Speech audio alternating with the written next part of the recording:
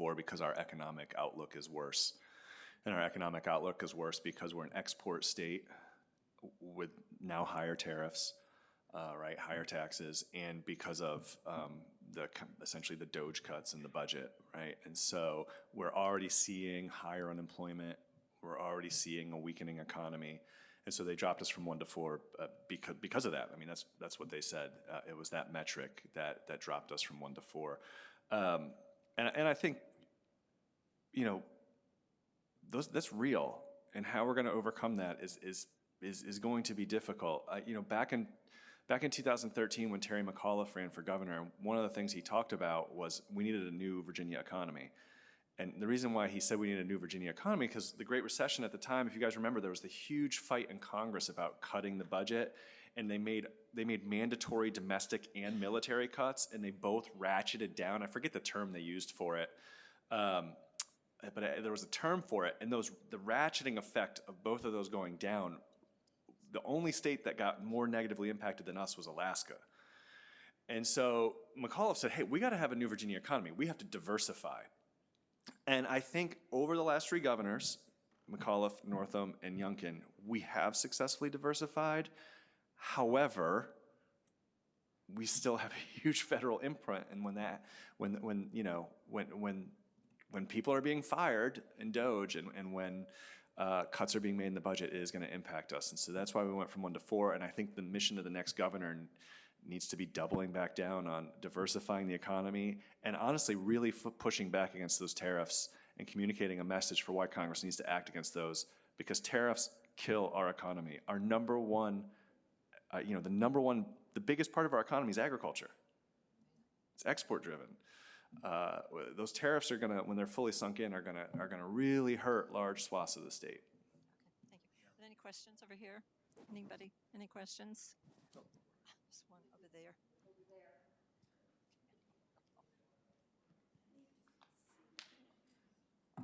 Or wait for the question. I'll just add what Skylar said, that the tariffs issue is absolutely impacting us. The fact that we get 1/3 of our budget from the federal government, the fact we have more federal workers, more federal contractors than the other state. I mean, these are just giant impacts, and we're losing those jobs. We do need to take care of the workers we do have, and I've mentioned a couple times child care. That is a huge issue in Virginia. It's housing and child care competing to being the most expensive part of your family budget. And I talk to voters all the time who you've got a two-worker family, and most oftentimes it's the wife who's staying home because they can't afford child care, and so she is taking care of one or more kids at home. She wants to work. She did work before kids, and they can't. Because the child care, number one, it's hard to find, and number two, if you do find it, it's like paying another mortgage, and that is across the state. It's certainly a problem here in Henrico. The education system, which we do get super high marks on, but there are all sorts of economic pressures there, and so if we don't keep our game up there, and we lose at least part of the great system we have, that also is going to bring us down. Take one more question. Yeah, my question is on energy, and I think the senator said, you know, it is really something that we're going to have to deal with. It's both the costs and the ability to meet the demand with the data centers. And the VC, the Virginia Clean Energy Act, also has a part there. I'll just read a few things that were in an article in the Thomas Jefferson Institute for Public Policy. It imposes major financial penalties on Dominion and the Appalachian Power. It mandates that they use larger and larger amounts of the least reliable wind and solar power and go to market for renewable energy certificates, and those aren't power, they're certificates. This part of the act, referred to as the Renewable Portfolio Standard, will cost Dominion customers $609 million over approximately the next 12 months. And that's not 1 watt of power. So my question is, do you see a need to look into the Virginia Clean Energy Act and to approve more natural gas? I could certainly start in addressing that. Yeah, first of all, the Clean Economy Act absolutely was the right thing to do. It was overdue for being passed. We did not have a plan in Virginia for how to address, it's not just the energy needs, but also the impacts of all the pollution from the fossil fuel-based power system that we had. So we as legislators passed that. We didn't do it by ourselves. Dominion, Appalachian Power, and others, all the industry were at the table.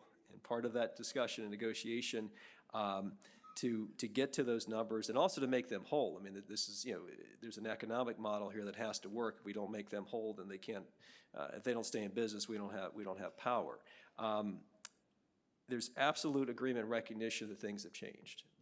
No one forecast, there was no forecast that said Virginia's not just going to be the data center, the capital of the world, but also have power generation needs that were literally double, triple, quadruple what we were projecting even 5 years ago. So that's going to bring us back to the table.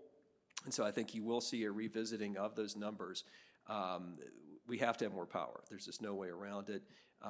The power companies are strongly committed. We've got the largest offshore wind project in North America is just off the coast of Virginia Beach right now. And despite everything happening in Washington, that project is going forward. It's the right thing to do, and Dominion is totally committed to that. We're going to get a huge amount of power from it. But that's one project. It's not going to solve all the needs. I am not a fan of the fossil fuel burning plants, including natural gas, but to get where we need to be, we're going to be revisiting all those numbers. It's just not, with the current production, and going back to some of Skylar's earlier points, we don't have a regulatory system in Virginia right now that really enables a lot of the alternative power sources we could have. Solar is the best example of that. It's virtually, if you showed up tomorrow with all the capital in the world and said, I wanted to put in a 2 megawatt solar system in Virginia, there's no place to put it. No one's going to allow you to do that. No locality is going to allow you to do that right now. And so that's a stumbling block. And I'm not saying that solar by itself is going to solve our problems, but we're not even trying with that right now because all those projects have been frozen across the state. So until we started addressing those issues, we're really a long ways off. But I think the Clean Economy Act is back on the table because, again, we're just at a different place. Yeah, I'll just add that I think it's a pox on everyone's house with energy. And I think we really need more people, and I literally mean everybody, politicians, interest groups, citizens, to put the ideology down and to focus on actual practical matters. So, for example, we can't get another natural gas pipeline up for 5 to 7 years, even if we wanted to. It would take 5 to 7 years minimum to get another natural gas pipeline peaker plant online because of supply backlogs, the federal regulatory framework, all kinds of things. So in the short term, if we want to build energy, the only thing we have is solar. That's a fact, which is also the cheapest and easiest to install. Having said that, we're going to need other energy sources. And a lot of my friends on my side of the aisle refuse to look at things like natural gas, but refuse to do the things necessary to build solar at the capacity we need it at. So we can either have clean energy and take some hard votes to put clean energy in places where people probably don't want it, right? Or we can allow natural gas to happen. There's a lot of speculative clean energy, hydrogen, small nuclear, SMRs, which are small nuclear plants. They're all over a decade away, so they don't help us now. We should try them. We are trying them. That's great, but they're far away. And so I think, like, on energy, everybody, Republicans won't vote for anything that's solar. They just won't. They won't touch it. And then Democrats won't do the work to get solar online, and then won't vote for the other thing. So, and then meanwhile, I passed a bill that delayed those charges by 5 years, and the governor vetoed it because it was the VCEA. How does that make any sense? It was a bill that would have got some more solar online, would have allowed some more small businesses to put solar online, which Dominion was like, cool, let them go do it. And it would have delayed those payments for 5 years, and he vetoed it. Because it was the VCEA, because he's ideologically opposed to the VCEA. Well, I mean, that's great. You don't have the votes to get rid of it. So let's make it better.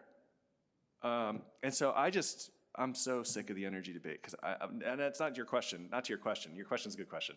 I just think like there's a lot of people who walk into a room when we have energy conversations, and all they do is talk about how their ideology doesn't let them do something. That doesn't make any sense. We got to build some energy. I would prefer it be clean. I actually think like solar is way farther along than we all realize. We had another bill that was vetoed about improved battery provisions. We actually do have the batteries now that can store the energy from solar in a real powerful way, so that we can save energy when the sun's not shining in a way that we couldn't even 2 years ago. That bill got vetoed by the governor because it was in the VCEA, and he's ideologically opposed to the VCEA. And so I just think like we need more doing and we need less pontificating. I guess that's what I'm saying.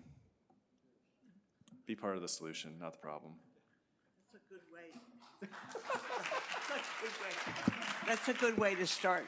Before we say goodbye to them and thank them, as a former congressional staffer, I want to introduce the two people that do all the work. Rachel Levy, Kayla Litch, will you please stand up?